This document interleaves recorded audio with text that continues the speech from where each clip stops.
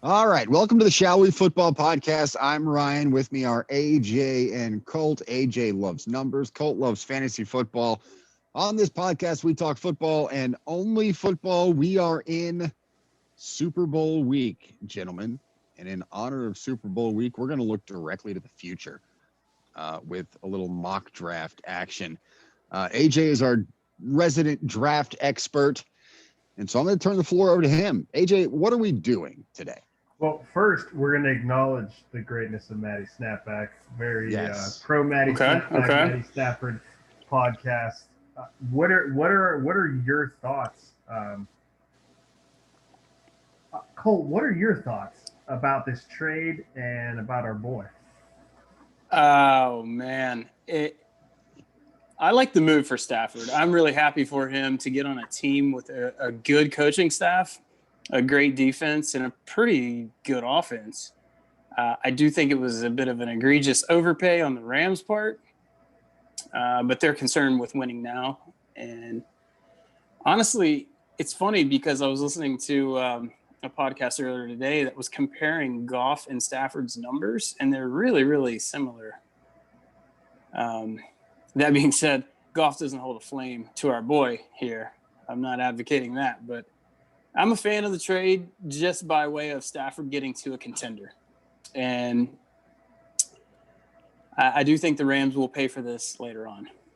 I love a couple of things about this deal. I love one that Les Snead, general manager of the Rams, said to the Lions, we're going to give you a first-round pick for Matthew Stafford. And then we're going to give you a first-round pick to take Jared Goff and his terrible contract to Detroit. We don't want his contract anymore. And for your trouble, we're going to toss in a first-round pick. We'll throw in a third just as icing on the cake. That's one thing, that they hated Jared Goff enough that they gave up an extra first-round pick to get rid of his trash deal that they just signed 19 months ago. That's shocked. a little more than a year and a half ago. I asked Ryan to pull up the trade itself, and I thought I remembered that the Rams got something else in return, like a late round pick, and they didn't. Nope. Not a fifth, sixth, or seventh. Give us your Matthew Stafford, and we'll give you our bad contracts and all of our first-round picks. They didn't have a first-round pick to give this year. That's why they had to give next year and 2023. It's starting to look like the NBA. Well, what they did to get Jared Goff, they traded first-round draft picks to move up in that draft to get Jared Goff. Yep. Right. All right. So Jared Goff is about the equivalent of 6 first-round picks right now. I also love about this trade that Sean McVay and his wife were vacationing in Cabo. And they decided to have dinner the night after the trade was finalized with Matthew Stafford and his wife, who were also vacationing in Cabo. Coincidence? I think maybe. Mm-hmm. I'm not going to say the word tampering. I'm not going to bring tampering into this discussion. Collusion, who knows? I didn't say it. Didn't hear it from me. And we didn't hear it. Those are big words. Yeah. And they're beyond the three of us. I'm surprised Ryan used them in the right context. I'm not sure if I did or not, but I've read them somewhere. Oh, that's a lot of syllables, yeah. But Matthew Stafford in that offense, it brings a different element than Jared Goff does. Jared Goff, we said it frequently throughout the back half of the season this year that Jared Goff does not look like the long-term answer. We didn't think that they should, trade the farm for a draft pick to go draft an unknown. But they are looking at right now and what they have right now, and they went out and they got a more talented quarterback in Matthew Stafford than Jared Goff because they have the roster to win now. You put Stafford and his play action game and his ability to make plays that are off script in that offense, and they become dangerous. Jared Goff was not an off script quarterback. He was a one read panicker. one read, and then he looks like he's scared. Professional Matthew panic. Stafford, Matthew Stafford is not that. Sometimes he may try a little hard to make plays that aren't there. But you say, yeah, of course, he had Calvin Johnson, one of the greatest wide receivers of all time, to throw to, and still didn't win anything. Well, that's all he had was Calvin Johnson. That's it. Right. This Rams team has multiple weapons. They have a passable offensive line. They have a great defense, top 2 or 3 in the league defense. And he's got Cam Akers at running back, Cooper Kupp, Robert Woods, Tyler Higbee. They've got players on that team. Mm-hmm. They're going to lose some, but it's still they're going to lose one of the tight ends very likely, and I don't know what they're going to do at wide receiver. I don't know if they've got any contracts coming up, but there's the cupboard. The cupboard's not going to be bare.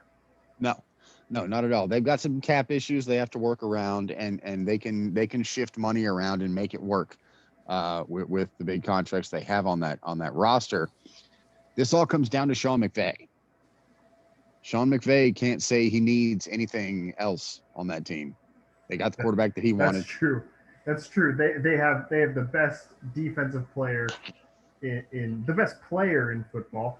They've got and the secondary by the numbers is phenomenal, and Darius Williams is maybe the best nickel corner in the game, outside of the fact that you've got Ramsey and John Johnson at safety, a collection of solid players in the defensive backfield, Donald, Brockers, a couple other guys in the front seven, and then, like Ryan said, a lot of skill position guys, young guys, a stable of running backs.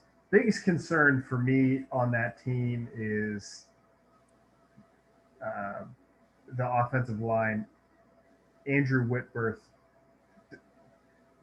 despite evidence to the contrary, is not immortal, and his career will end at some point. Mm-hmm. I don't think it's this year, though. I think he hangs on for at least another year, especially because of Matty Snapback coming in. So the biggest takeaway from all of this is the market reset for quarterbacks. It changes everything. Yeah. This is a very aggressive move. If Stafford is now worth, on the surface, 2 first-round picks, what is Deshaun Watson worth now? Yeah. He's probably not even movable. Well, Ryan and I were discussing it earlier. There are 2 teams who need a quarterback, or could believe they're in need of a quarterback, who have the draft capital. And if you're watching this, you probably know that it's the Jets and the Dolphins. They have 2 first-round picks this year, and they both have a first-round pick next year. So that 3 first-round pick threshold could be achieved by those 2 teams. Yep. I imagine a trade gets done in the top 3. Let me put it this way. I imagine a trade gets done somewhere between 2 and 4, if not 2 of those picks. I think so too. I think one of those 3 teams, Jets, Dolphins, Falcons. Falcons are they have salary cap issues to begin with. The Jets are in the best shape cap wise. The Dolphins maybe have the most pieces that they can move. Whichever one of those 2 probable teams makes that move, a quarterback is going with it. Be it Sam Darnold or Tua Tagovailoa. A quarterback is probably going with that pick, that trade to get Deshaun Watson. And I'm fine with either of those happening. Yeah, honestly, if I was the Texans, I would want more draft capital instead of either quarterback. And if I was trading with the Dolphins, I would just wait for Ryan Fitzpatrick to hit the market and then pick him up. Yeah. I would, instead of getting Darnold or Tua, give me more draft capital. Yeah. Yeah. So I mean, Darnold is now a little bit more of a known commodity than Tua is. Tua is still a little bit of a question mark as to what he well, I'll is tell you what, can like be. what I know about Darnold, I've not enjoyed. No, I don't. And I don't think let us know in the comments, but I'm pretty sure Jets fans haven't enjoyed it either. The ones that I know have not enjoyed Sam Darnold at all. No. But that may be a conversation that we need to have in a couple of weeks. Once we get past the Super Bowl and move into draft prep and that sort of thing. We're going to do a little preemptive draft prep today. And we have selected our order. AJ, would you like to announce the order of the first 2021 Shall We Football mock draft? I love it. We're going to be dueling. So that means we will be going in order through all 32 picks. 1, 2, 3, 1, 2, 3, 1, 2, 3, and so on. The first pick will be me. The second pick will be Colt. Third pick will be Ryan. And therefore, the fourth pick will be me. Fifth pick will be Colt. Sixth pick will be Ryan. So the way we do these mock drafts is we are I've played football. These two have watched it. We're fans, right? Well, we don't watch film. And if unless you've got access to the aerial shots of film and you can see if wide receivers are separating, quarterbacks are making reads, if cornerbacks are taking proper angles and playing with technique, unless you have the same film that pros do, then you also have no idea. The only times you get to see what these secondaries are doing is whenever Tony Dungy decides to show a replay of a really good play or a really bad play. We don't get to see the stuff in the middle. They have a sky cam. That's not what we get to see on TV. And even if you go on YouTube and get a condensed game, that's not what we see. True. That's not watching film. Watching film is being able to see the whole field, and we just don't have access to it. And frankly, I would say very few folks on YouTube have that access. And we don't have time. And we don't have time.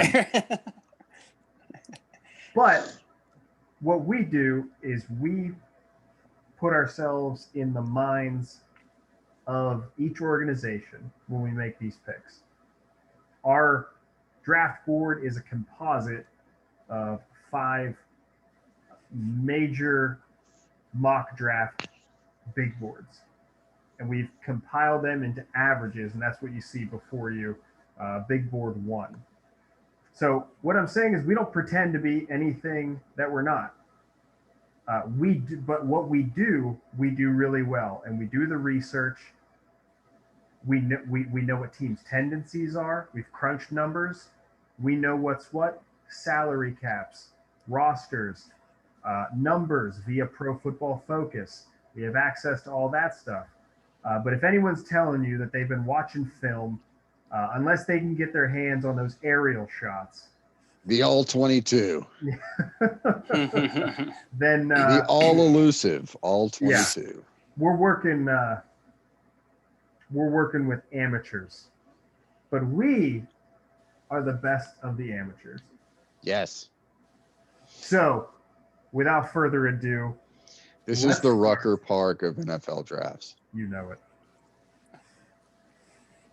So, I'm up first, and with the first pick, the Jacksonville Jaguars select quarterback Trevor Lawrence, Clemson, and I don't think we need to talk about that. Yep, he's the best. He's been the best since 2018. So, Ryan, the second pick here, we'll go to Colt. You and I have gone back and forth on this. for a while, you have convinced me that they won't be going quarterback. Yeah, that may have been in an error on my part. They very well may go quarterback. Everything you hear coming out of the Jets organization that you read is they're very high on Sam Darnold. They're talking very well about Sam Darnold. I would be talking very well about a piece that I wanted to move as well. Yeah, this is the season of subterfuge. Yeah, if they're trying to talk Darnold up to convince the Texans to take him off their hands for Deshaun Watson, I wouldn't be surprised at all. But is this a situation where now that Stafford's off the board, what other quarterbacks are going to be coming around in free agency? Your fan base probably doesn't want to see Darnold back. He did play fairly decently in the last quarter of the season against teams that mostly overlooked the Jets, the Rams included, the Jared Goff-led Rams included. Penei Sewell is a generational offensive lineman. He's a generational tackle. Those don't come around super often. And should he stay healthy, he has multiple All-Pros in his future. So, do the Jets take a flyer on a quarterback in Zach Wilson, who has an injury history and played the Little Sisters of the Poor throughout his season in 2020? Or do they take a Justin Fields, who struggled at times in 2020 against lesser competition? Or do they take a surefire potential future Hall of Famer in Penei Sewell? I'm going to say the Jets are going to take Justin Fields here. Could be a little bit of a reach. He's been falling in the latest mocks. Zach Wilson has taken the mantle of QB2 from what I've seen. I think the Jets go Justin Fields. Okay. So, Colt, the Dolphins have a choice here in my eyes. I think it's Sewell or Chase. I agree. And this kind of throws a wrench because most of the sort of the butterfly effect, most of the time in my mocks, I've had Sewell going second. Now having a quarterback here makes it interesting because Sewell's still available. It is. I have been leaning Chase in my mocks at 3 for Miami. I think they need a playmaker in the receiving game opposite Devontae Parker if he can stay healthy. And if they keep Tua, they want to surround him with pieces. However, a generational offensive line talent doesn't hurt Tua's chances either. The pick is in, gentlemen. Okay. And no offensive line is ever without spaces that need to be filled. And there are young offensive linemen on that Dolphins line. One of which is a first-round draft pick. I believe they take another top 5 offensive lineman in Penei Sewell and move him to left tackle. Robert Hunt can still play. Austin Jackson can either sit or they can make him a piece, or they can move one of those two into guard. Like it.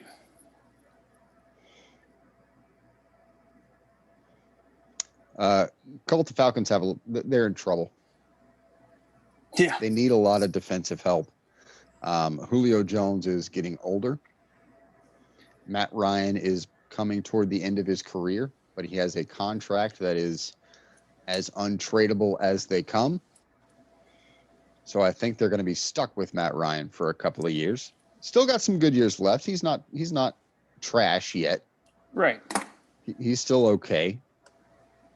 Do they replace Julio Jones, the heir apparent to Julio Jones, potentially? I don't think so yet. Or do they take a flyer and have somebody in waiting, an Aaron Rodgers to Brett Favre potentially at quarterback. Yeah, that's kind of what I'm leaning. An edge rusher would be nice too. They could use an edge rusher, but there's nobody available right now that should go 4th overall. No, I wouldn't pick anybody right now with that kind of capital weight on the line. But there are options out there at receiver. There's an option out there at middle linebacker that can kind of almost play a Khalil Mack type role. Yeah. But then there's also Zach Wilson out there who may have the most arm talent in this draft outside of Trevor Lawrence. The pick is in. And the Falcons select Zach Wilson, quarterback, BYU.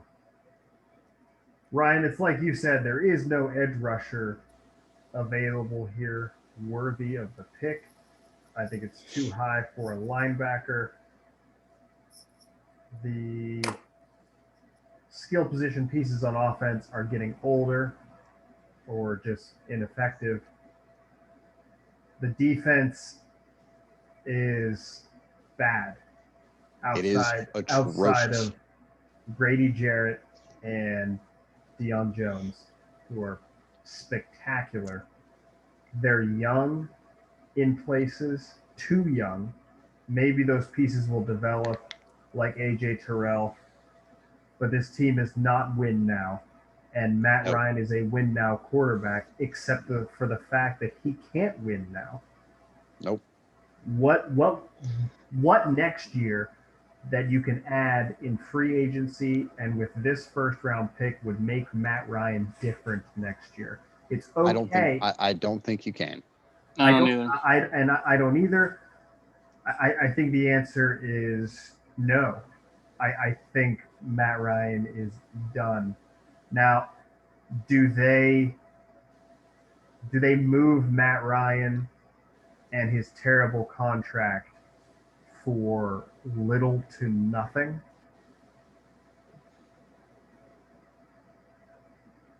I don't think they can afford to take that hit. That may be true. As far as money goes, as far as wins and losses go, this team can basically do whatever they want. Yeah. Because they're bad. They're not going to get better. They're not going to lose more games with a different quarterback. And also, before we go any further, we're not trading in this draft. We're not going to do trades. Good to mention. Because I can see the Panthers potentially trying to make a move up to get a Zach Wilson. Yeah. Unless we have them springing on Trey Lance here in a couple of picks. We'll talk about that when it comes to it. But I can see the Panthers making a move up to try and get a Zach Wilson in the top 5. So that's my 2 cents. I think inevitably there will be trades here. Yeah. There will be at least one trade in the top 5. I wouldn't be surprised if we see 3 trades in the top 5. That wouldn't surprise me this draft with the amount of quarterback talent. When there's a large amount of quarterback talent, it always leads to pretty wonky trades and volatility. A large volume of trades and a volatile quality of those trades. Yeah. Colt, you're on the clock now with the Bengals. Okay. The Bengals are also another one of those teams where outside of quarterback, they need help everywhere. Now, I've zeroed in on a single player here, and I think, to me, if I were making the pick, it would be pretty obvious. I don't know if Colt sees the same thing, but they would be thrilled if Sewell made it this far. They would be overjoyed if Sewell makes it this far. Yeah, that's who I've been mocking to Cincinnati, but I doubt he falls to 5. I think I know where I'm going to go here. All right. I think it's got to be one of the receivers. I'm going to go Jamar Chase.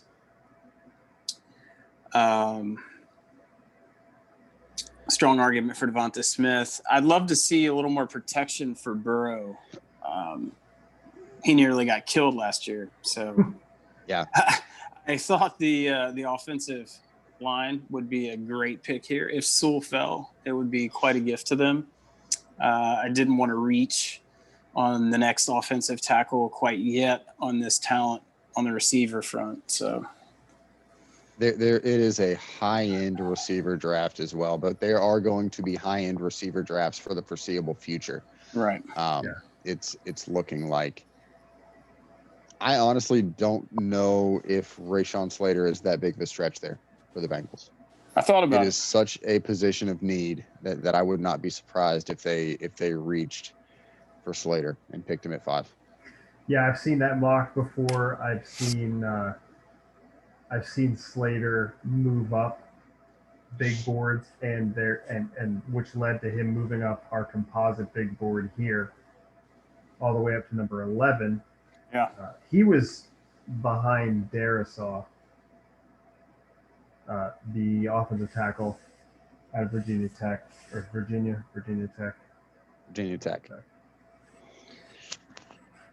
My pick is in for the Eagles. I am going to go to one of their biggest weaknesses of the season, a decent draft high for the secondary, and I'm going to go Caleb Fairley. From Virginia Tech. AJ and I were talking earlier tonight. I think Patrick Surtain is a tremendous player. I think Surtain's floor is higher than Caleb Fairley's, but I also think Fairley's ceiling may be higher than Surtain's. I like that.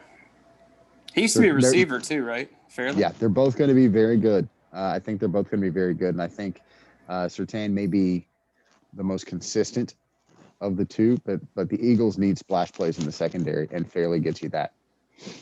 So I'm going to go Fairley at number 6. That brings Mr. Donnelly AJ to the Lions at 7. With the newly acquired Jared Goff as your quarterback. Kenny Golladay potentially Campbell on the move. Yeah. Marvin Motor City Jones Dan. too. Yeah. Motor City Dan out there. Marvin Jones likely to be out too. Yeah. So Detroit has a dearth of wide receivers leaving. But do they decide to go first round with a wide receiver here? Because wide receivers are going to be around. You can find guys.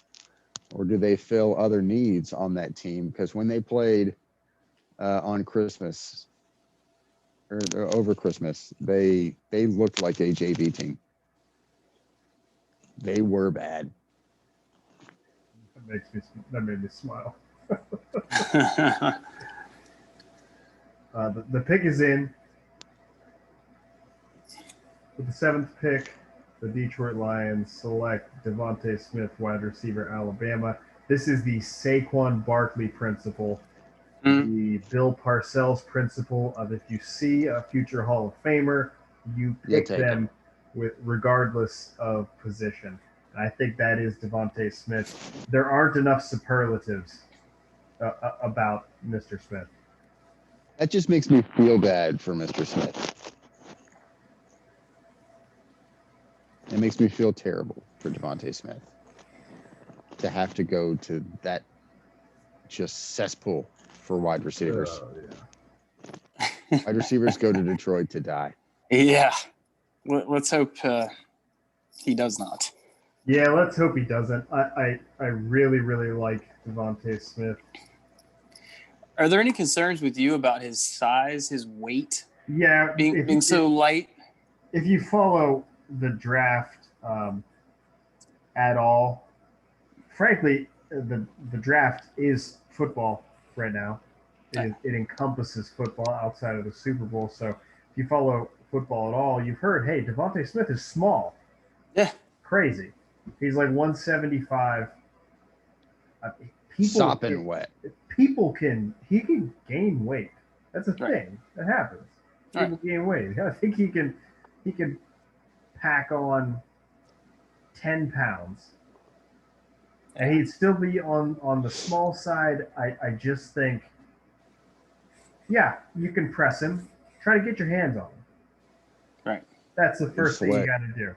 The Tyreek Hill speed. Yeah, He's not a Tyreek Hill guy. Tyreek is a thick boy. He's not a Tyreek Hill kind of speed guy. He's a different kind of speed guy. His footwork is incredible. The breaks out of his routes are amazing. His hands are great. He's got everything you want. He's just skinny. That's the only downfall. His acceleration is beyond elite. Yeah. Yeah, he is special. He's one of those players that you can. That's one of the players that you don't need Skycam to evaluate. All you see is his catch and the end of his route, and how much space there is between him and the nearest defender. His separation is unparalleled in the college game, and I think that translates. If he gets half the separation that he got in college, he should be just fine. He's still wide open. Yeah. He's still wide open. He is a guy that comes out, though, and you pray he stays healthy. Yeah. Hasn't had many problems in college thus far, as far as I know. He hasn't. Mr. Snowdy, this is yours for the Carolina Panthers. Yeah, the pick's in, man. I'm taking the best player available on the defense here, Micah Parsons, on our big board. I think I've done that in the past. I had a couple mixed results earlier today in the mocks that I did. I would love to see a quarterback talent as a Zach Wilson or Fields fall to Carolina. I think they would pounce on that. But I'm going Micah Parsons. I think Matt Rule, he really wants to round out the defense, made some strides. I think every player in Carolina's draft last year was on the defensive side of the ball. Virtually everyone. So it's been a rebuilding process, but I think solid linebacker like Parsons fit in nice. Broncos on the clock, gentlemen. So I think these guys could go it's almost comical what their team needs are here: edge, quarterback, linebacker, interior defensive line, and yet that defense is quality. But they've built that offense.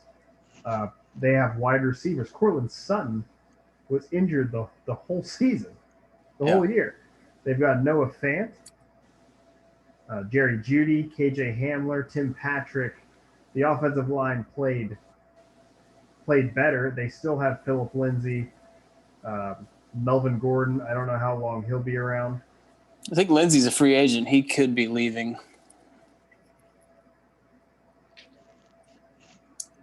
That said, they've got they need help at cornerback. They've got some elder statesmen.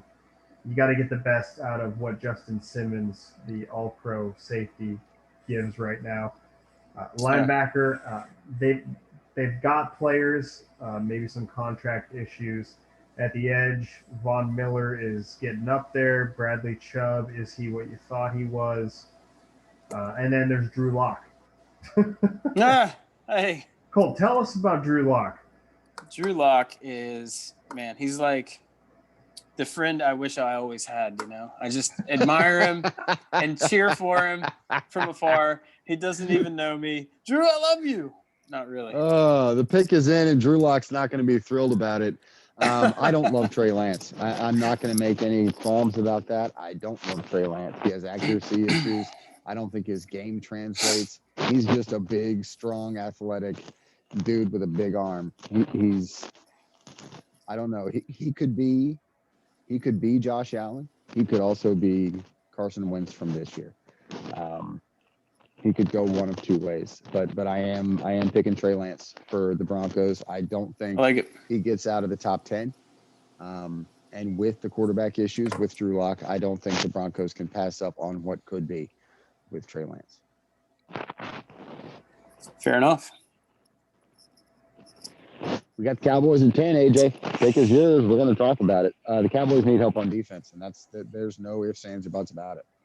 What about the offensive line that's aging and falling apart? Yeah, I don't see Rashawn Slater lasting much longer on this board. As potentially the heir apparent to the oft injured Tyron Smith. Yeah. I'm sure Smith is going to come back. He is a wildebeest of a human. He's huge, but he can't stay healthy. And Slater he's a genuine stud. He shut down Chase Young in college, and maybe the Cowboys are looking for him to do the same thing in division against Washington twice a year. Yeah, but Surtain looks really good here too. Yeah, he does. They don't need any wide receiver help. They're not going to pick Waddle. They don't need help catching passes. They're not going to pick Pitts or Waddle. It's between Slater and Surtain, I think. And they're not picking in front of Philadelphia this year to steal, stick a needle in their eye.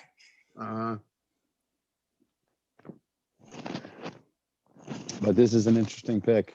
They need offensive line help, but their biggest issue is most definitely on defense. Yeah. The pick is in. With the 10th pick, the Dallas Cowboys select Patrick Surtain, cornerback, Alabama. Roll Tide. I feel gross. That's a good Roll fit. Tide, Mama Gray.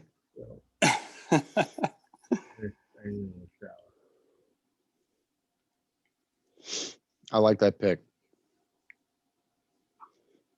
Yeah, I do too. It makes a lot of sense. They need secondary help specifically. Yep, that leaves the Giants at 11, AJ. They need pass catchers. They have to do something on offense. Evan Ingram has not progressed the way his trajectory seemed to indicate. Darius Slayton can't do it by himself. Evan Ingram loves dropping footballs. He should play for the Steelers. He and Daniel Jones both, they love to not hold on to footballs. Yep. Match made in heaven. But that being said, I could see an offensive lineman being a pick here for the Giants as well. Yeah, if you know anything about Dave Gettleman, you know he's a big fan. Yep. But they need to do something for that offense to be productive. Their defense was actually pretty good. Yeah, defense was pretty good. They do need help on the second level between inside and outside linebacker, and they could probably use a little help in the secondary. James Bradbury played about as good as it gets for them. The defensive line is pretty stellar. But I would go with a skill position player to make sure that Daniel Jones has one final audition with a solid supporting cast, which he hasn't had yet. Right, he really hasn't had yet, leaving no doubt as to whether he is the quarterback of the future or not. Things are not pointing in the right direction for him. That said, a healthy Saquon and somebody else to catch the ball. Yep. All right, guys, picks in. I've got the Giants taking Jalen Waddle with the 11th pick. It was a tough call between Kyle Pitts. I still think there is a little something there with Evan Ingram, the athleticism that he has. I think Waddle could do damage opposite Sterling Shepard and Slayton. Yeah, I agree. I think that's a great pick. I love it. Yeah, I like that pick. I really do. That leaves me with the San Francisco 49ers. Colt, we've got a team whose window that we originally believed was held open by the defense closing, and whatever is left of it is now being held open by a young offense. Mike McGlinchey, George Kittle, Brandon Ayuk, Deebo Samuel. Whereas on defense, you've got an aging D Ford. You've got a secondary that might be totally different. Yeah. quarterback situation that is in flux right now. I could see the 49ers as potentially, if they can scrounge together the draft capital, moving up a fair amount. Yeah, there's a couple of picks that stand out to me here in the secondary, especially Richard Sherman. I don't know what his contract situation is, but he's getting pretty old as well. He is going into free agency. They have 3 corners going into free agency this year. Oh, wow. I didn't realize it was that many. Jason Verrett, too, which yeah. Both of your starting cornerbacks. But I've made my pick, and I'm going offensive line, Rashawn Slater. And I think they'll be thrilled to have him. Nice. What is your reasoning behind that? Because McGlinchey and Trent Williams are there already. Trent Williams is getting relatively long in the tooth. And Slater is, he's a big boy, don't get me wrong, but you can play him at guard for a couple of years as Trent Williams' contract expires.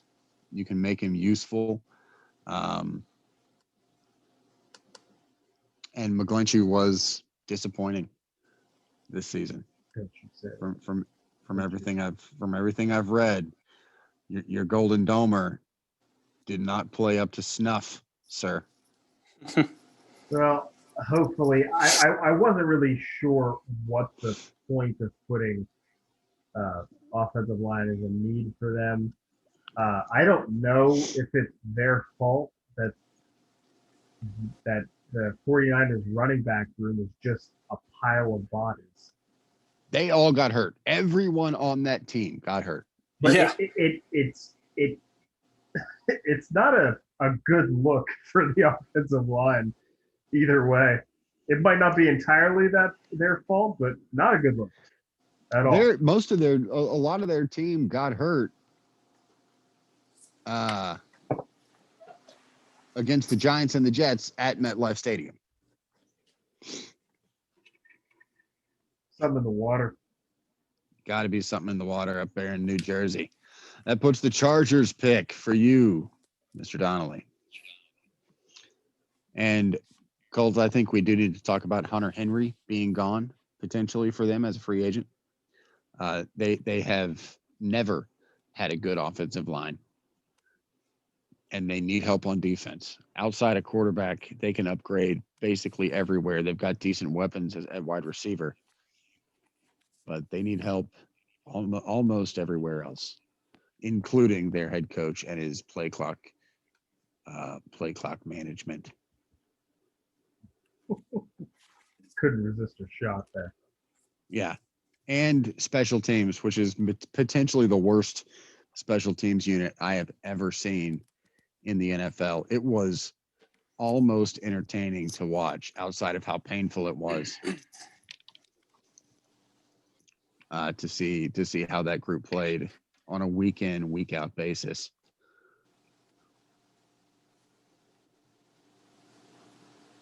I'm seeing way too many Drew Locks on my screen right now. My phone is dying, and I'm trying to get on computer. Oh, you're on. Yeah. And you are literally echoing. Well, Colt, while you figure that out, the pick is in, and the Los Angeles Chargers, formerly known as the San Diego Chargers, select Kyle Pitts, tight end, Florida. Great pick. I love that. I love that. I like Kyle Pitts going wherever he was going to go. That kid is a player. Mm-hmm. Very much a Darren Waller type player as far as athleticism goes. I think you can let Hunter Henry walk here. I think that edge can be found a little later. Yeah. In the draft, potentially interior line. The worthy cornerbacks are gone. Kwity Paye or Greg Rousseau could have been the pick. Christian Darrisaw could have been the pick. maybe even Elijah Barrett Tucker. That's kind of a reach for me. I was strongly considering Darisaw was the other pick here. I think Rousseau and Pay can that position can be found a little later. Yep. I think Kyle Pitts falls under the Saquon Barkley rule where he's just that good. Yep, you got to get him. Yeah, my only issue with it is that most of the great tight ends have been found after the first round, and it's not a great positional look for a pick this high. T.J. Hawkinson kind of set the precedent, also set the precedent for not contributing enough or making a big enough impact to keep the Detroit Lions out of the top 7 in the draft. I don't think Kyle Pitts falls in the same category of tight end as Hawkinson did. Kyle Pitts is a breed all his own. I just, they're lacking a pure speed player right now between Mike Williams, Keenan Allen, Kyle Pitts. Now, you've got 3 similar players. That's the only concern I have. But BPA, best player available. Yep. Puts the Vikings on the clock. They could go a lot of different directions with this one as well. Yes, they really could. I think they stay in the trenches, though. Yeah, and they're in the same boat as the Chargers. They haven't had a good offensive line in years. They did find something in Brian O'Neill out of Pittsburgh, actually, and then the rest of they addressed the interior of the line. The defensive line was pretty embarrassing, especially after being such a strength for so many years. And can't rush passer. To not have a defensive line to go with the middle of that defense, which in terms of linebackers and safeties, it doesn't get any better. That said, Anthony Harris could be on the move as well. Yeah.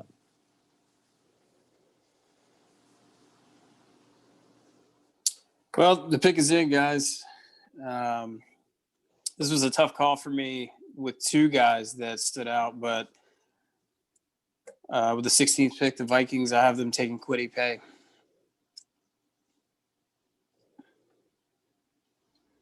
He is a project. He is a project. He's got prototypical size, though. Yeah. And he's a freak. He's an absolute freak. He really is. He did his damage from the outside where he would play, as opposed to Rousseau, who did a fair amount of damage from the inside. And a lot of people think that Rousseau's numbers were a bit inflated in the 1 year that he was super effective. Kwity Paye is a project, though. But I think it's a good pick.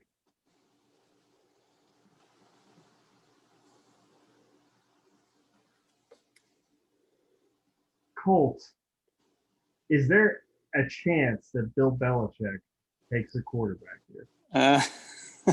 I think so. I do. I've mocked a QB both times. I have too. Kyle Pitts normally falls this far, and I've actually never taken Kyle Pitts with the Chargers before. Yeah. Part of my gut tells me Belichick's going to work it out. He's going to pull some kind of alchemy in the offseason, free agency. Well, look how that worked out last year. Yep, exactly. And if there's a person who learns from their mistakes, right, it's Bill Belichick, aside from getting caught cheating. Yikes. Yikes. They need skill positions so badly. They do. The Belichick way on defense is to build from top down. So get the cover guys and then let the talent trickle down from the linebackers to the defensive line. Versatility is at a premium. The offensive line is the best unit that they have. Michael Owenu may have been the best pick in the 2020 draft. Boys, the pick is in. Who you got? The Patriots select Kyle Trask. I'm totally kidding. They're not doing that. Oh, man. Trayvon Merrick, safety, TCU. Okay.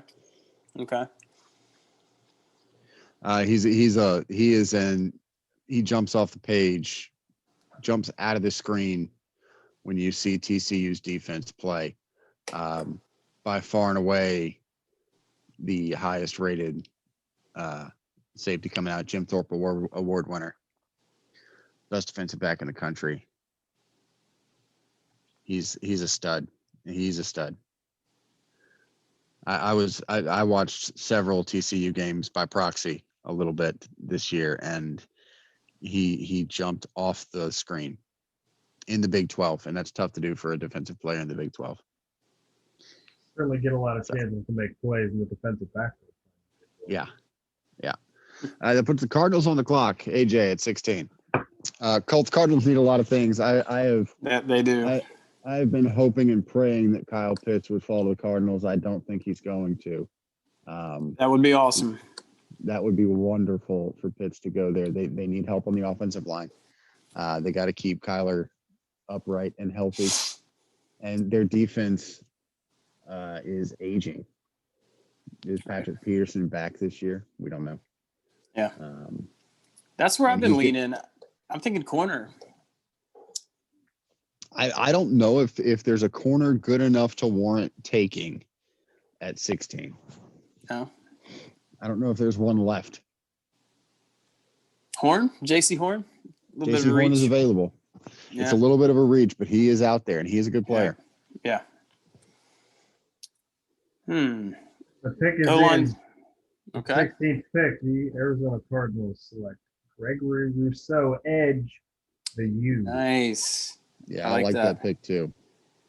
I think it's the only pick here. Yeah. I really do. I screwed the Raiders just a little bit, but that's okay. They do that a lot. They like to do that a lot to themselves. No stranger to screwing themselves. Yeah, I do like that pick. The poor Raiders to Colt. The Raiders need a lot of help. Their secondary is super young. David Arnett's not very good. Trayvon Mullen is not very good. No. Jonathan Abrams is decent when he's healthy. They can't rush the passer. They don't tackle well. Oof, yeah. Their offensive line played okay. Their running backs are okay. They're paying that offensive line so much money. Yes, they are. Rousseau would have easily been the pick here. That's who I've had mocked. Now he's scrambling. Is Texas back at this pick? Texas is always back. Yeah. Has the season started yet? Texas back officially. Sam Ehlinger. That's the pick. Put him at edge rusher. The glaring need for me is on the edge.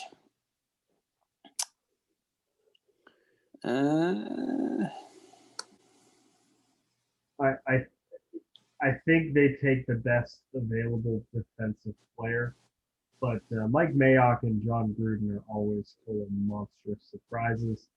That said, Jeremiah Owusu-Koramoah, the Golden Domer, the Joker, Jock. Jockstrap? Sure, Jockstrap. Hawkstrap.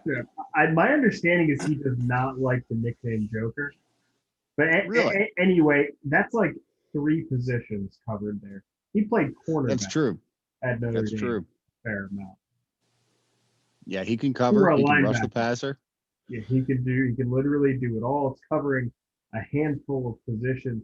And Mike Mayock has shown a propensity to draft players from high-profile, high-quality winning programs. And while they might not be on the same talent level as Ohio State and Clemson, they're in the conversation with them and have been for the past 4 years. The dude will tackle too. He is a tough kid. He is an explosive tackle. Yep. Makes plays. All right, guys. Pick is in. 17th pick for the Las Vegas Raiders. We're going Jeremiah Owusu-Koramoah. Yeah, I think that's a really good pick. I think that's about the only pick you can make there. Right. I'd really like to see an edge rusher, but I mean, the Raiders didn't do anything defensively very good last year. They couldn't stop the run, rush the passer. Secondary didn't play good. I think strong linebacker here. Shore some things up. Yep, shore some things up. Ryan, what are you thinking for Miami 18? Yeah, I'm thinking. You guys talk about it for a minute. Okay. This is now you're making me want to do it because I don't think the Dolphins are going to be here. I think this is going to be the Texans pick. But I agree. Okay. I think it's going to be the Texans pick. I love picks like this. The Dolphins are stacked. They are absolutely stacked, and they don't have great players in the trenches, but they've got good young players. They have an amazing secondary, maybe some safety help at some point. Safety is not a pick that's going to be made here. There's not enough value there. They've already addressed offensive line after addressing in the first round last year. Is a running back worth taking here? I'd say that's pretty questionable. Linebacker, just don't know. Wide receiver, that looks tempting to me. There's no edge here. This is a tough pick, but I love picking for teams like this that have their second pick in the first round and are basically picking at a luxury. Yeah. You could just throw a player on there and be like, what if? You know? I love having picks like this. Ryan, what's it gonna be? I'm gonna go Rashad Bateman. I love it. Out of Minnesota. Bateman's not a super high-profile guy coming out of a program that doesn't get a whole lot of national play, but he has been a very good player up north for as long as he's been a Golden Gopher. And he is a big, strong, physical possession wide receiver that Tua can, if Tua is there, or if it's Deshaun Watson or whatever. Deshaun Watson is not their pick anyway; it doesn't matter. But whoever's throwing the football, they can find Rashad Bateman all over the field, and he'll make plays for you.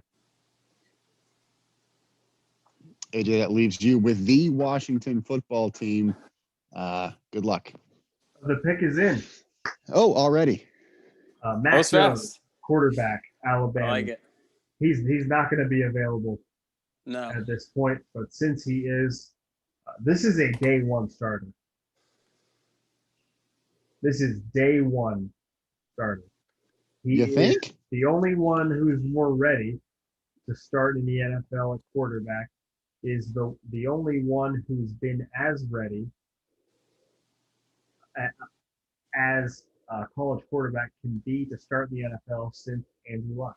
That's Trevor Lawrence. Mac Jones, any other year, is the most NFL-ready player. He's accurate. He has an above-average arm. Without even watching tape, his numbers. Those are all things we said about Tua, though.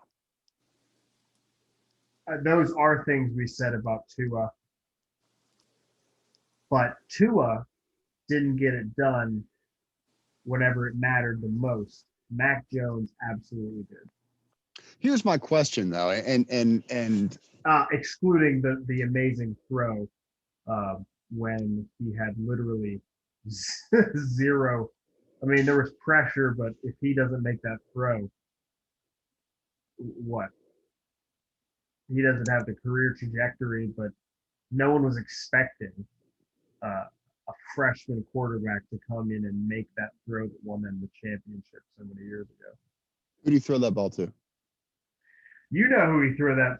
Let's tell everyone else if you don't know. It was a young freshman, Devontae Smith, who Yeah. Now at 175, I imagine he was close to 165. God forbid he was 160 that year. Yeah. But when you talk about a Tua and a Mac Jones and insert Alabama quarterback here, one thing Tua struggled with this season was the difference between Alabama open receivers and NFL open receivers. Mac Jones has a really high completion percentage. He was really, really good. His dudes were wide open. They ain't wide open in the NFL. They ain't wide open for the Washington football team that only has Terry McLaurin.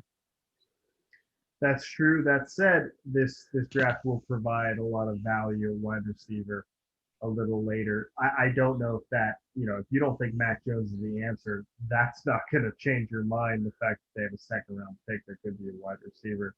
Logan Thomas came on. Antonio Gibson is the answer. Logan Thomas also a quarterback. Yeah. Yeah. If only, I love that guy. Yeah. If only Mac Jones' brain was in Logan Thomas' body. Can we make Mac Jones a tight end? You know what? Never mind. Mac Jones should never change his body. No, his body should stay exactly the same forever. Colt, you've got the Bears. We're going to talk about Mac Jones for a minute more. Okay. I'm not saying that's a bad pick. That's the pick I would have made there. I just don't know how NFL ready Mac Jones is right now, just because his guys at Alabama were wide open. I mean, they were men playing against boys out there. And he had Waddle and Smith and Waddle for half the year, Smith for the rest of the year, Najee Harris at running back, a stout offensive line. He had everything a quarterback could want at Alabama, and a great offensive coordinator in Steve Sarkisian that got guys wide open in space. I just don't. I think it's a good pick. I don't know if he's a day one starter. I think he does eventually start for that team, obviously, because he's a first round draft pick. But I wouldn't set the bar super high for Mac Jones right now. I think because of the accuracy and because of the intelligence, I think he is day one starter. Perhaps they keep the reins on a fair amount and limit the potential mistakes, a la Alex Smith, which when Alex Smith was playing for the football team, they did pretty well, significantly better than when other quarterbacks stepped on the field, save Tyler Heineke. Let's go, Dewey Haskins. You know what? That is my only regret with this pick, is that it sort of ends the story of Taylor. It does, doesn't it? That's sad. All right, guys, the pick is in for the Bears. Okay.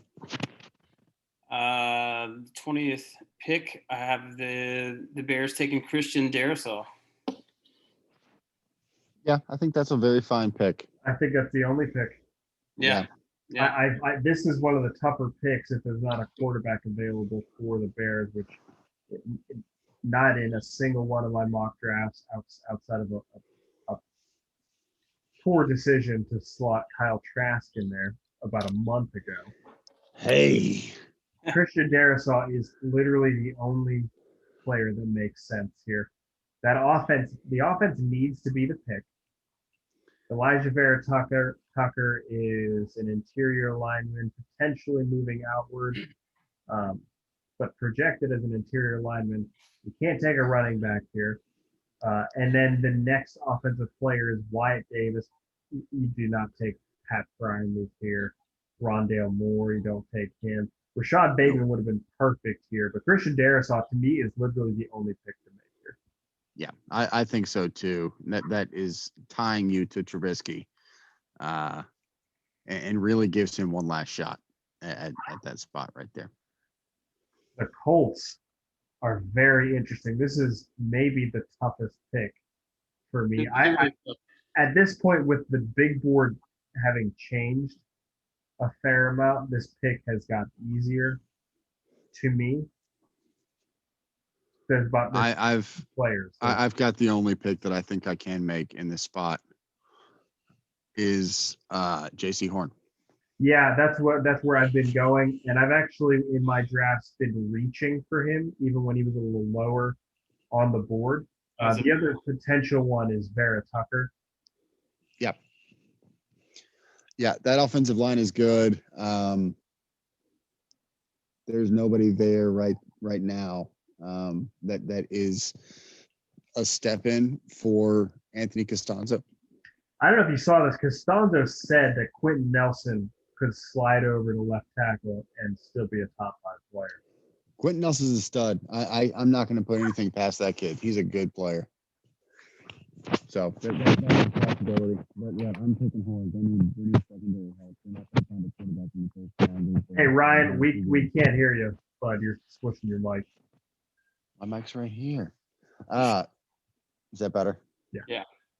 Yeah, they're not going to find a quarterback in the first round. They were too good with Phillip Rivers to find a quarterback at that spot. So I think corner is the only place to go for the Colts. I like it. Puts the Titans on the clock, and they need a lot of defensive help too. Oh boy, do they! Where do you think they need it most? Up front or in the secondary? They got to get some pass rush. Agreed. They had 0 pass rush last year. Jadeveon Clowney just didn't work out. The pick is in. Christian Barmore, interior defensive lineman, Alabama. I like that pick. I loved everything I saw about that kid. I've had this pick basically for about a week and a half now. Rousseau and Pay are not going to make it this far, I don't believe. And I think going any further down would be a reach with this board. Jalen Phillips, look for him to move up pretty significantly, and he could be the pick here. As it stands, I think Barmore is the only pick. Ideally, this would be an edge rusher for that 3-4 defense and edge linebacker. There, and like you said, secondary is also not a defensive back worthy of this pick sitting out there. No, that leaves the Jets for Colt. They still need a lot of help right now. This is a tough one. Unlike the Dolphins, who have 2 picks, of which the 18th pick is a lot of fun to make because it's sort of a positive version of pick your poison, because it's just fun to add anything further to that team after Penei Sewell and what the Jets just have holes everywhere. The Jets just have holes everywhere, which I guess is fun, but like they don't. There's maybe one player here I see that would be the most logical pick, and for me that's Vera Tucker, but that might not be their biggest need. My most fun pick for them is a pass catcher on that board that I'm looking at right now. Yeah, that's another smallish guy, and unlike Devontae Smith, he's got an injury history. He does have an injury history, but if he's healthy, he's electric. Oh my goodness! I still dream of him torching the Buckeyes. Yeah, he's fun. I'm glad we're thinking about the same player. Oh yeah. All right, guys. Pick is in. Jets select the 23rd pick, Rondale Moore. Atta boy. He's fallen down the draft board a bit, but I've made this pick a number of times.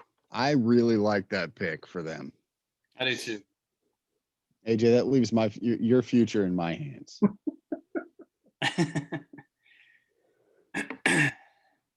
What are you thinking, Ryan? You guys talk about it. I'm pretty indifferent, to be perfectly honest. I think there's 2 guys that I'm looking at, and that's Elijah Vera Tucker and Zaven Collins. I'm trying to look and see if Ryan smirks here. I do think I know where he's going with this. And I think it'll be one of those 2 guys. I think it'll be the latter.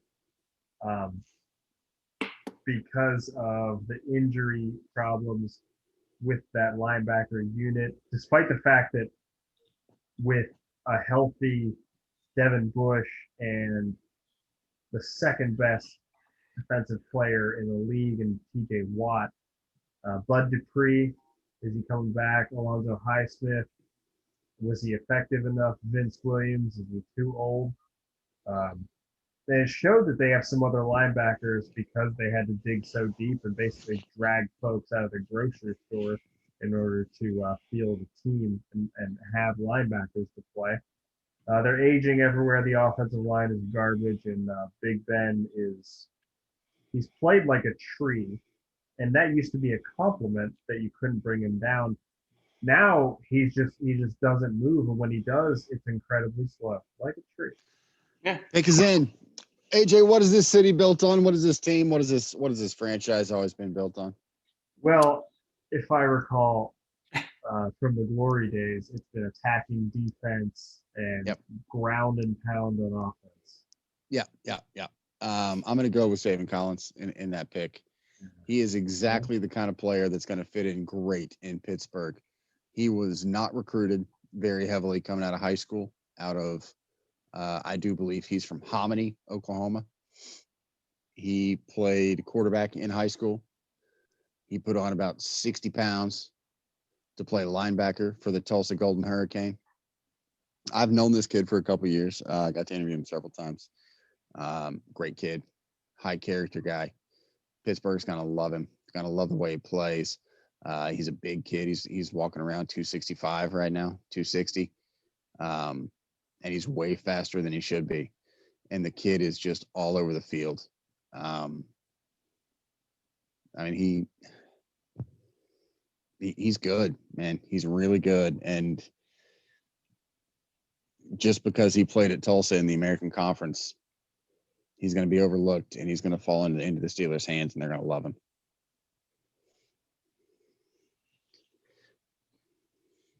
I actually love that pick. I've mocked him here a bunch after you did it when we did a dueling mock about a month or so ago, and I've been doing it ever since. I love this fit. This does just continue. This does just kick the bucket or down the road in terms of the offensive line. You can find serviceable players for the offensive line. I mean, you can find a serviceable linebacker later as well, but you're not going to get a playmaker like Zayvon Collins. No, and I think this is an outside linebacker. I think it's a pass rusher. I think linebacker is not the appropriate listing for Zayvon Collins. I think he could do either, and he has requisite size to play anything up to and including 4-3 defensive end, which they don't need, but if the need ever did arise, I think he'd be capable of it too. Love the pick. Yep. Leaves you with the Jaguars, sir. Who stands out to you here, Ryan? This is another pick very much like the Jets. It's a bare cupboard. They are looking for a lot of things right now, the Jaguars. You're not going to find a corner right now. I think Vera Tucker is probably your pick here. Agreed. Best offensive lineman on the board. Keep Trevor Lawrence healthy, keep him upright. Yeah. I think that's the only way to go. The pick is in with the 25th pick. The Jacksonville Jaguars select Elijah Vera Tucker, interior offensive lineman, USC. He can play tackle. He can play guard. He was a left tackle at USC. After he did a little bit of shuffling, settled in there last year. Played this year. Played really well. Looking at the board here, it's process of elimination. It's almost default. What we see is interior defensive line could have been the pick there. Linebacker is too high. Plus, they've got Miles Jack. There's no safeties there. There's no cornerbacks there. They're actually fine at the edge. If they're staying healthy, they're fine. They addressed corner last year. On offense, they have some pieces outside at the wide receiver position. James Robinson. You can find a tight end a little bit later. They've got Trevor Lawrence, and on top of all of this and above all of this, he needs to be properly protected. So I think this was the only pick. I like that too. Browns on the clock. Colt, you think about it. We'll talk about it. Browns need defensive help in the middle of the field. Yeah, they do. I think it's Uzurike or Jalen Phillips there. I think Jalen Phillips would be perfect. Are they losing Olivier Vernon for sure? No, not for sure, but it's very likely. I think Jalen Phillips gives you the closest athletic ability plus body type that you're going to find in this draft to Myles Garrett. I'll agree with that. Yeah, Jalen Phillips is a monster. I think they need help in the secondary a lot. They got Denzel Ward on one side, but he didn't stay healthy for the majority of the season. No, he didn't. And they need help in the linebacking core. They struggled from their linebacking core. I think Nick Bolton wouldn't be a bad pick here at linebacker. Colt got so scared of this pick, he took off for a minute. Hi, Drew Lock, stupid face. Yeah, Drew Lock's back. Welcome back, Colt. Welcome back. Oh, me. Yeah, I did take a moment to address this pick and some technical difficulties. Good for you. You did it seem. All right, guys. Pick is in. Browns on the clock and Colt picks. Yep. Pick is in. Browns select Jalen Phillips, edge rusher from Miami. Yeah, I think that's a good pick. I do too. I think if you can't get a cornerback here that's worthy of the pick, you get the next or equally most valuable defensive position. Jalen Phillips is going to rise on this board. On I think most boards, he will see a significant rise. The only thing is if he checks out with medical staff, which is going to be kind of tough. He did retire while at UCLA. Pretty dumb, Jalen, by the way, going to UCLA in the first place. I'd retire if I went to UCLA. Yeah. But it was concussion issues were a big problem for him. So he's going to have to pass some medical exams over Zoom, I guess. I don't really know, but that sounds like it's going to work perfectly fine. Right? Absolutely. I think this is a great pick. It looks like a reach. I don't think it is at all. Yeah. I've been mocking Cleveland taking an edge rusher. Yeah, it's been Osai, but now he's down the board a little further. Yeah, I've noticed Phillips creeping up a little bit. Yeah, I think you're going to continue to see that, especially as the draft boards, the most prominent ones start to update pretty significantly. I'm going to go back-to-back edges with the Ravens. I'm taking Texas's back, Joseph Osai, for Baltimore. This is back. Yeah. It said they needed a tight end. They don't need a tight end. Mark Andrews is a good player. That blows me away. They don't need a tight end. Mark Andrews is good. And they just extended Nick Boyle.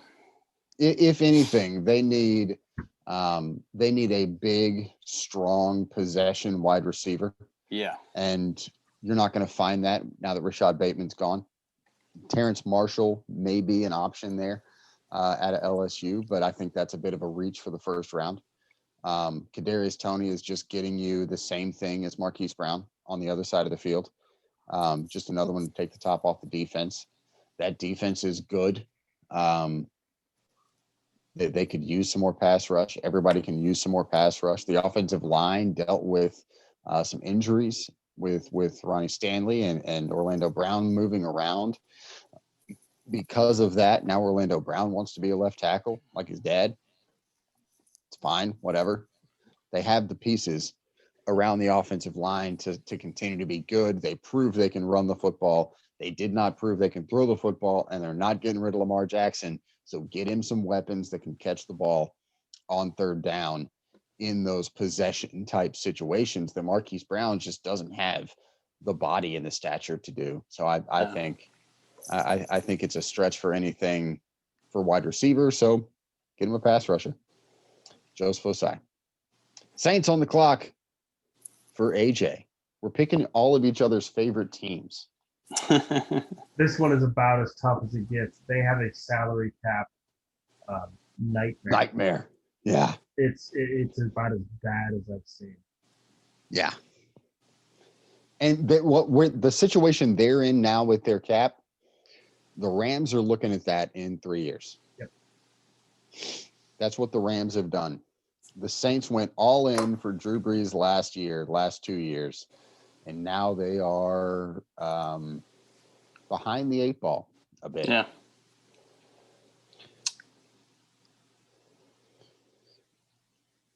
Who do you like here, Ryan? They do have some older players in their secondary that were good a long time ago, but are less good now. Malcolm Jenkins specifically. Yeah, Malcolm Jenkins is the one that came to my mind. Right. I don't see a secondary player that I would be willing to take in the first round right now. Okay. Asante Samuel is about the only one that could be a stretch. Good player, got the body. Yeah. He's long. He's got the pedigree. His dad played for forever. Won some Super Bowls. Did Asante Samuel Sr. Yeah. How do you like a linebacker here? I wouldn't hate a linebacker there either. That defense was good, but how many pieces of that defense are they going to have to get rid of is the big question here. Yeah.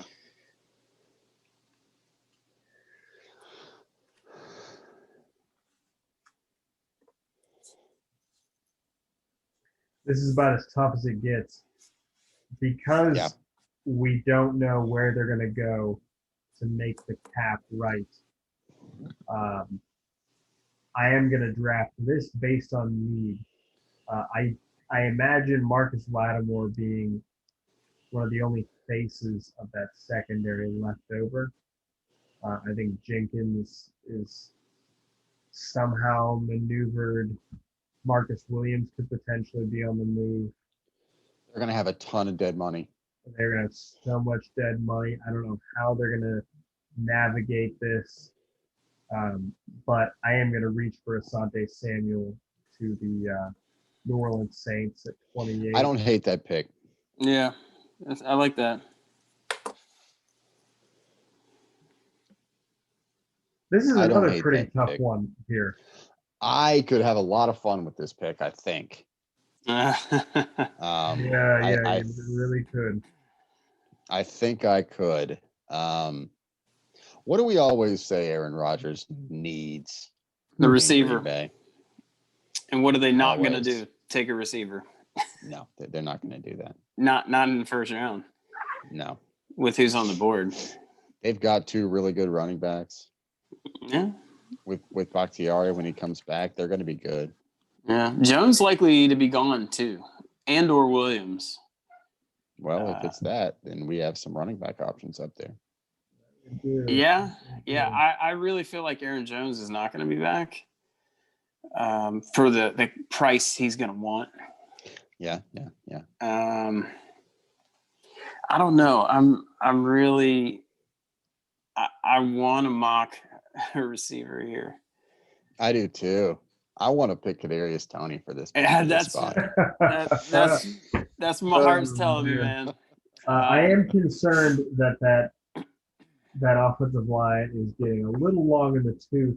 They are, but a pretty big drag on the wallet. That's a lot of money. Is this a situation where you're looking at potentially an Alex Leatherwood that has all the tools, has everything you want, maybe just needs some seasoning behind a David Bakhtiari for a couple of years and put him at a different spot and let him learn from a great offensive lineman? Well, because we don't watch tape and Jalen Mayfield is a higher ranked player, I've mocked Mayfield here before. I'd be fine with that. Because Jones and Williams might not be back, and you can kill two birds with one stone, replacing them. Three birds, really, because you get you can make Aaron Rodgers happy getting him a weapon. You can replace players, and you can also have the fifth-year option if you draft a guy like Travis Etienne. Yeah. I was. Yeah. He's sitting there as the 22 on your big board, AJ. Yeah. On our big board that we're looking at, we're on pick 29 right now. We got a couple of picks in there. They're going to be good value. All right, pick is in. All right. 29th pick. Packers select Kadarius Toney. Attaboy. Couldn't help himself. I could not. Okay, so they've already pissed Rodgers off pretty good last year by taking Jordan Love. And he played at an MVP level.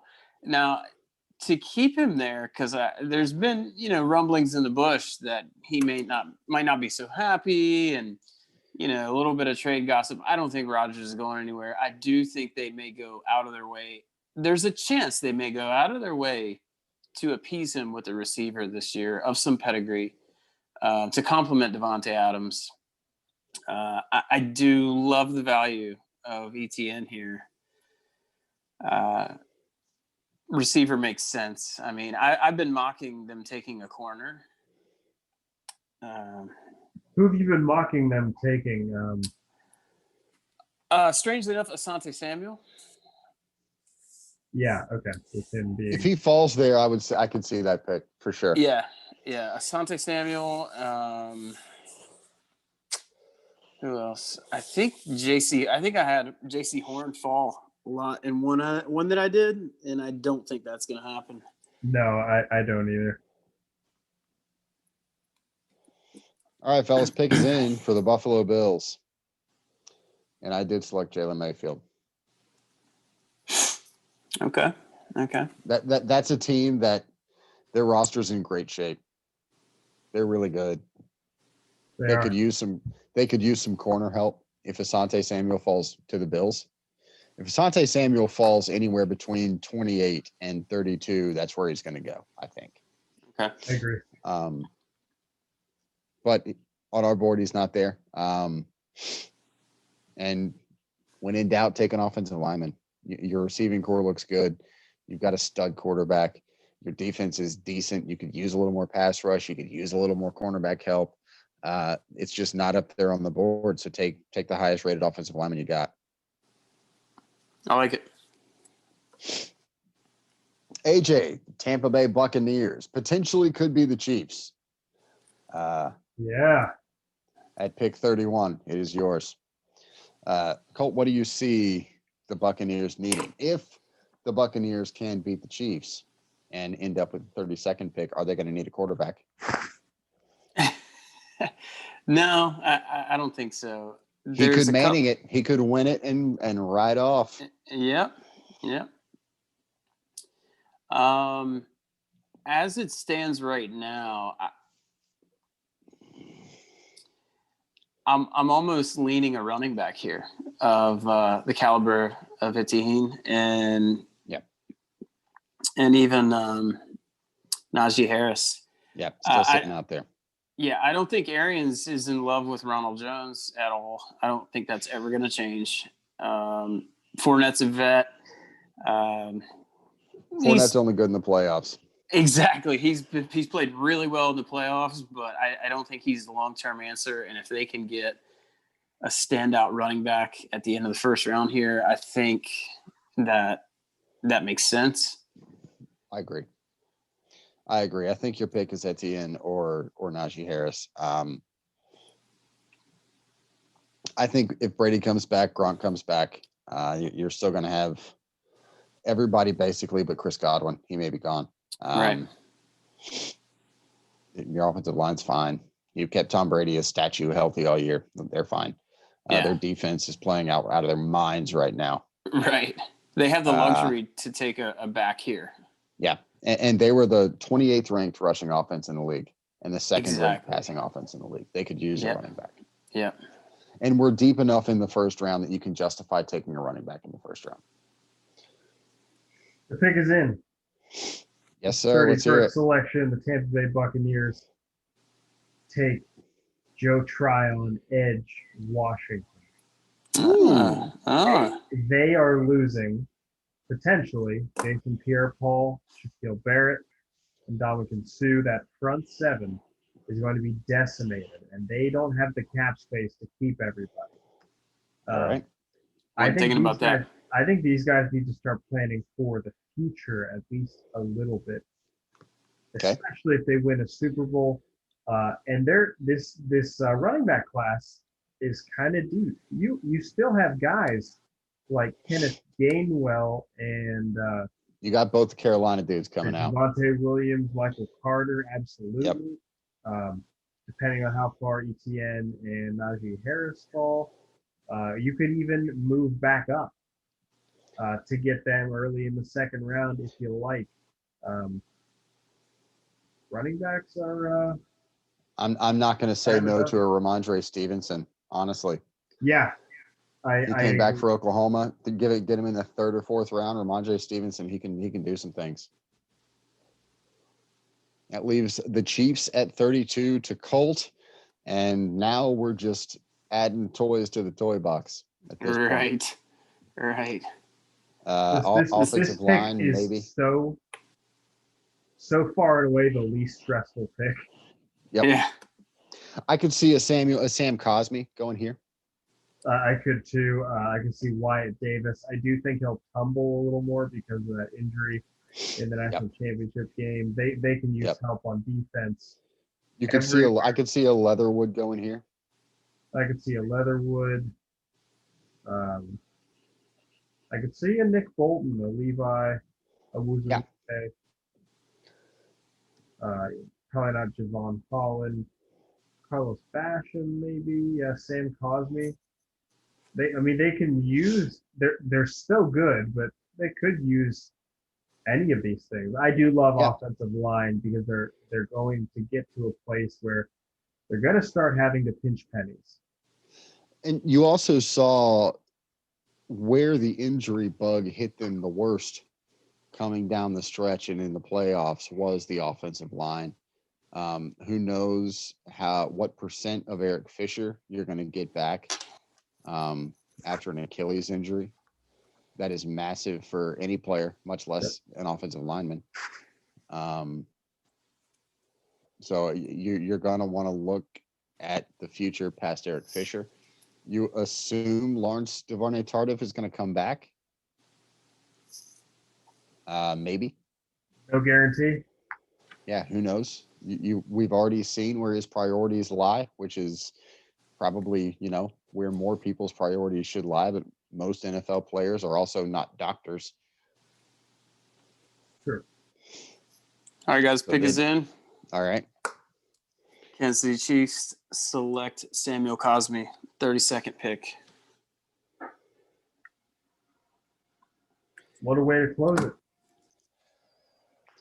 I toyed with Basham as well, an edge rusher, or even Leatherwood. Yeah, I was gonna say, what made you go Cosmi over Leatherwood? I don't know. To be perfectly honest, I like Cosmi just a touch more. I would have picked Leatherwood in that spot, I think. Okay. I think he's a more complete offensive lineman. Samuel Cosmi is on the light side for a tackle in the NFL. He plays right around 300, and that's a little bit soft for an NFL offensive lineman. Leatherwood is a big boy. He is a monster. Leatherwood could kick inside where you need him as well. Yep, he can play guard. He can bounce him around a lot more than Cosmi. Cosmi's kind of a tackle or bust. He's not going to go and play inside at guard. So when you see a Mike Renner on that offensive line that is bounced around at different positions due to injury, you could use a Leatherwood like that can bounce around in that situation. But I think AJ's right as well. If you can find a linebacker or a defensive back in that spot, that would probably be where they would go, because that defense is susceptible at times. They are a very bend but don't break. They haven't broken very much.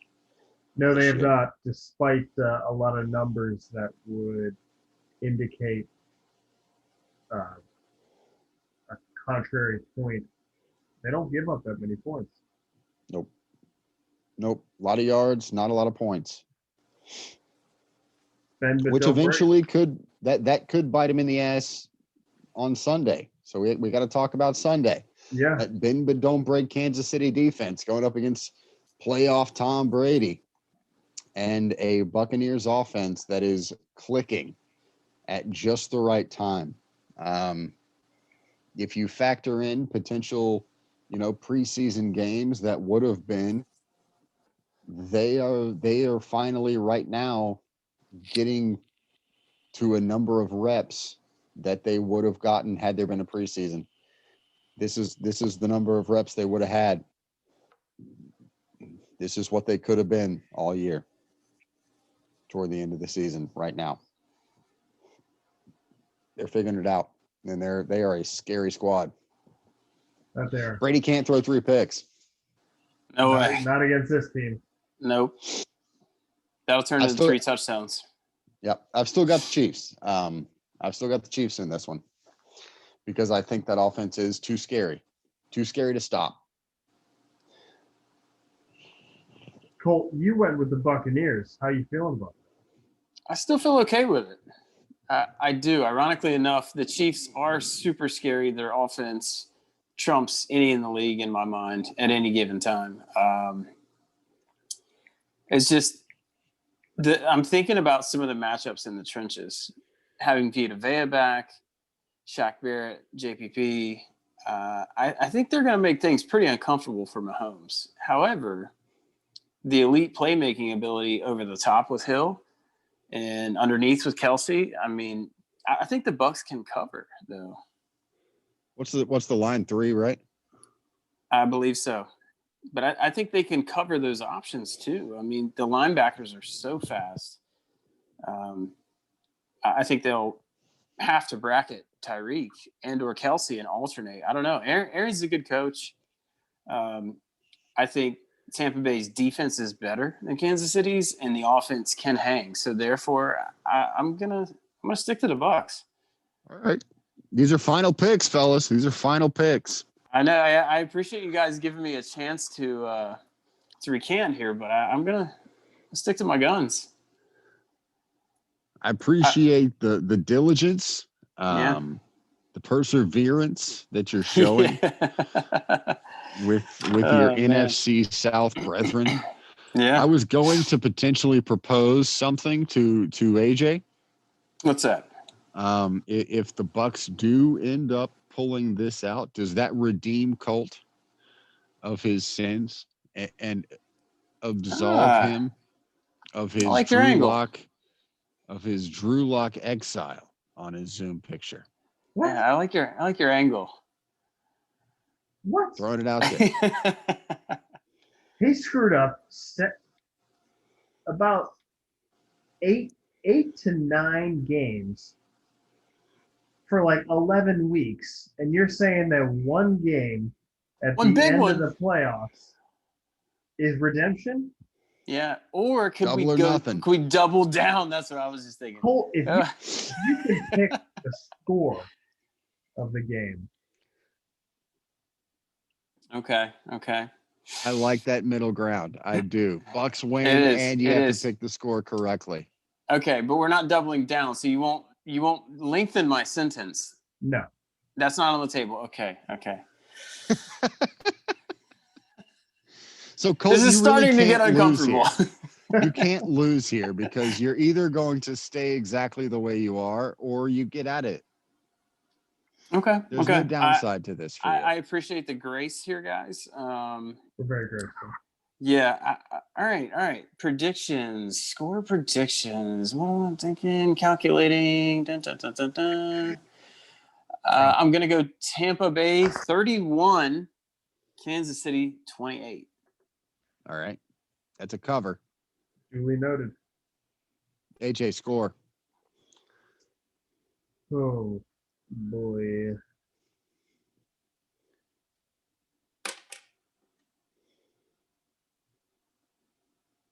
28-24 Chiefs.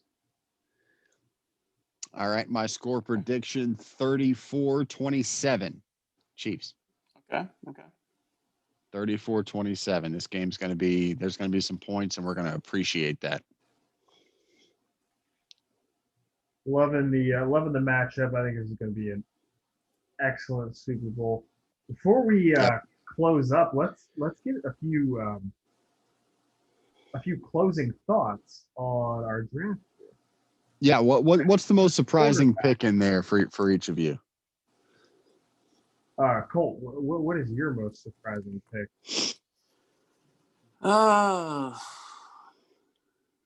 Most surprising pick.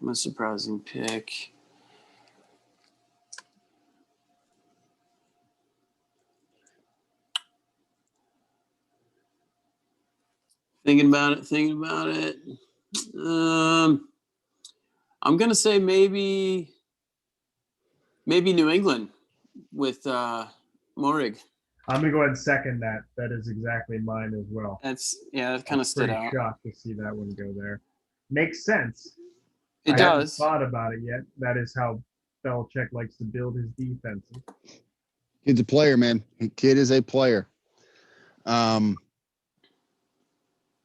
all of the great skill position players are gone. Yeah, I'll explain that pick a little bit. That was mine. Skill position players gone. If Kyle Pitts is still there at 15, that is a shoe-in. Kyle Pitts, New England, done. But he went on our board 2 picks earlier to the Chargers. There's no quarterback. I don't believe they may reach and get Mac Jones, but I don't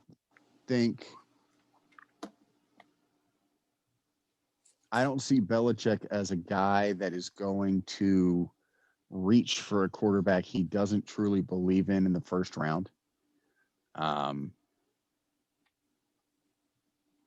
That being said, I wouldn't be surprised if they did pick Mac Jones.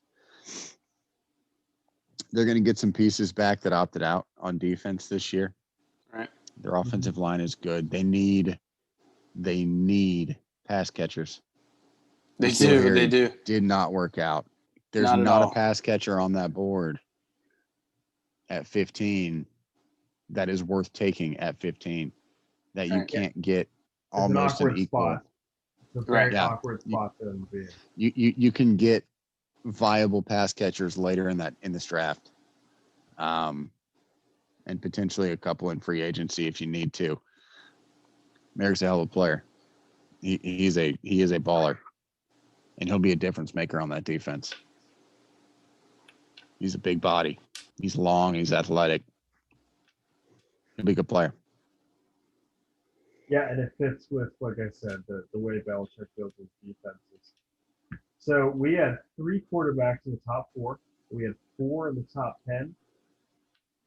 We had the top 2 quarters going in the first or the top 10. We had 3 wide receivers going in the top 11. We had the edge rushers lasting to 14 and 16. Kyle Pitts lasting until 13. We had the last first round grade quarterback going 19th to the Washington football team. We had 2 edge rushers in a row going to the AFC North.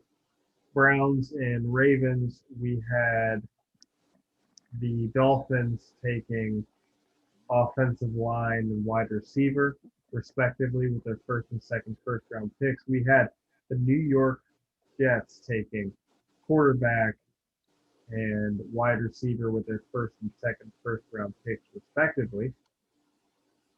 A theme of helping the young quarterback for both of those AFC East teams. Yep. Miami can afford to do that. Miami can afford to do that. The Jets have so many holes that is as long as they get a good player, it won't be a bad pick. Yeah, I could have seen them. I could have seen them going with Zaven Collins. Yeah. Yeah, Collins is probably the most interesting player to me on this board. To see where he lands with his production at Tulsa. And how much do teams value his production because of the conference in which he played, and his size and his speed. I think he's a perfect fit in Pittsburgh, though, so I'm not complaining. Yeah.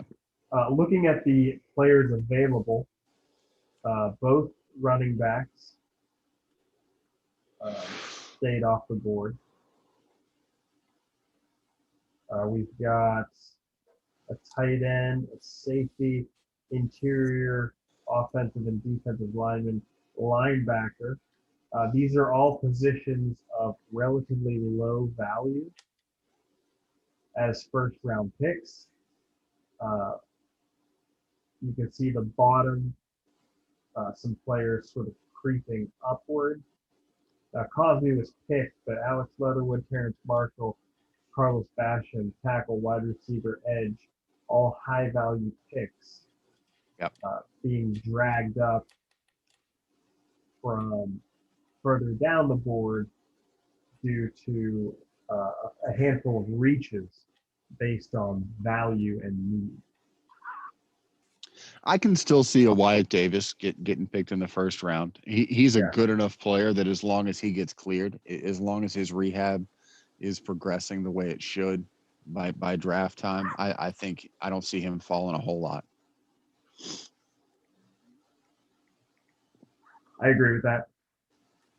I like this. This was a great draft. I really like this. I think the three of us have thought in very similar ways about these drafts. I don't want to say it was chalky, but that's sort of our forte. It's a little bit of the nature of this draft too. I think. Yeah. I think this draft lends itself to chalk. I will say I've had a bit more contrarian picks in my mocks. The couple that I did today, the couple from a couple of days ago. You guys possess a deeper knowledge of the skill sets of some of these guys than I do. It's been fun learning about them, and playing the guessing game of the organizations, and where will they address the need, who may be a reach. Again, not factoring trades or anything, but I've enjoyed hearing a little more analysis on some of these guys from you guys. This draft order is going to change significantly dramatically on draft day. Oh yeah, we got a long ways to go. I can see 2 and 3 being different.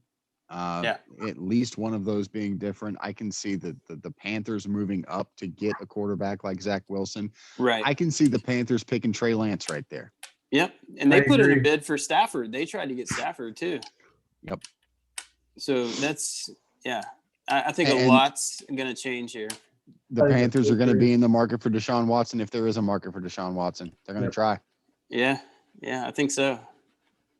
And the Texans are going to look seriously at trading him to an NFC team. They don't want to see him. They don't even see him. Yeah. I really wish Stafford would have went to Indy, man. I really do. Me too. Gosh, man. God, and the Colts tried. Yeah. The Colts tried. They just didn't want to throw in a second number one. Yeah. So that's interesting. They'll try to get Deshaun too, but the Texans won't do that. No way. No way. All right, boys. I think that's it. Yeah. You feel good about this draft? I love it. This is a lot. Yeah. We've got a couple more coming up. In addition to some previews and reviews, the scouting combine was canceled. We will fill that with other content. Probably having maybe 2 videos coming out a week. I'll be doing a lot of my own mock drafts as well, and these gentlemen may join if they have some time. But we will now be presenting or putting out the video version of the weekly podcast, which this is, and we will do at least 3 more mocks before the draft takes place. The draft is It's in April. It's in April, and it is it's our Super Bowl. Yep. Let's roll. Let's hope for a good game this Sunday, fellas. Indeed. Thank everybody for listening to the Shall We Football podcast, because when the question is, shall we football, the answer is always, gentlemen. Yeah. Absolutely. Yes, it is.